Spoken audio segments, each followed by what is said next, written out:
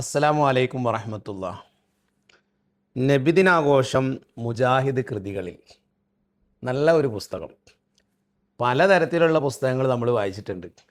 ഇമാതിരി ഒരു പുസ്തകം ഞാൻ ആദ്യമായിട്ട് കാണുക. നിങ്ങളും ആദ്യമായിട്ടായിരിക്കും കാണുന്നുണ്ടാവുക.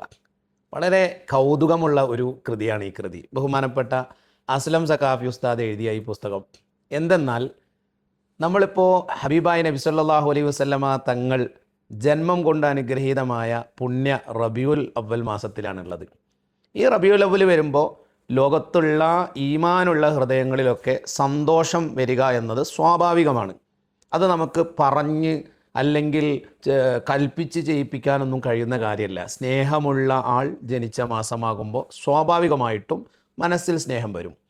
ഇവിടെ ഇന്ന് നമ്മുടെ നാട്ടിൽ മാത്രം കണ്ടുവരുന്ന ചില അല്പജ്ഞാനികൾ നബിദിനാഘോഷത്തെ എന്തെന്നുപോലും ചിന്തിക്കുകയോ അറിയാതെയോ അതിനെ എതിർത്തുകൊണ്ടിരിക്കുന്ന ഈ കാലത്ത് എനിക്ക് ഏറെ കൗതുകം തോന്നി. ഒരുപാട് ചിരിയൊക്കെ വന്ന സംഭവമാണ് ഈ പുസ്തകം വായിച്ചപ്പോൾ.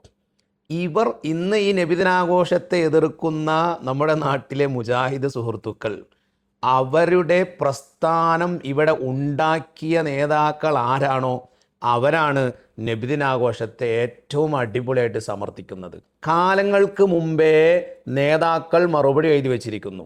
നിങ്ങളോട് സ്നേഹപൂർവ്വം പറയാനുള്ളത്, നബിദിനാഘോഷത്തിന് തെളിവന്വേഷിച്ച് നിങ്ങൾ മറ്റെങ്ങോട്ടും പോകണ്ട.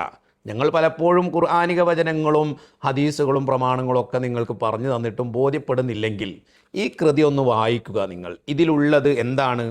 മുജാഹിദ് പ്രസ്ഥാനം 1960 വരെ നബിദിനാഘോഷത്തെ ഏറ്റവും നന്നായി കൊണ്ടാടണമെന്ന് സപ്പോർട്ട് ചെയ്ത അവരുടെ ലേഖനങ്ങൾ, അവരുടെ കൃതികൾ അങ്ങനെ തന്നെ കോപ്പി ചെയ്തുകൊണ്ടുള്ള പുസ്തകമാണ്.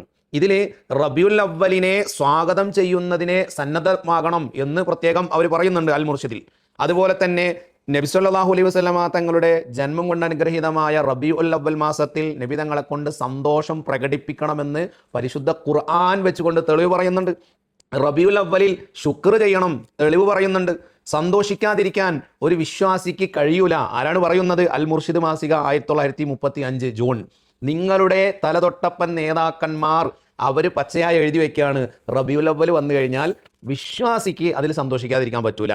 ജന്മദിനം വരുമ്പോൾ ആർക്കാണ് ആഹ്ലാദിക്കാതിരിക്കാൻ പറ്റുക എന്നിങ്ങനെ തുടങ്ങിയിട്ട് നമ്മൾ സുന്നികൾ പറയുന്ന, നിരന്തരം നിങ്ങൾ ഓർമ്മപ്പെടുത്തുന്ന തെളിവുകളും അതിൻ്റെ ന്യായങ്ങളും കാരണങ്ങളും വളരെ വൃത്തിയിൽ നിങ്ങളുടെ നേതാക്കൾ നിങ്ങൾക്ക് മറുപടി എഴുതി വെച്ചിട്ടുണ്ട്.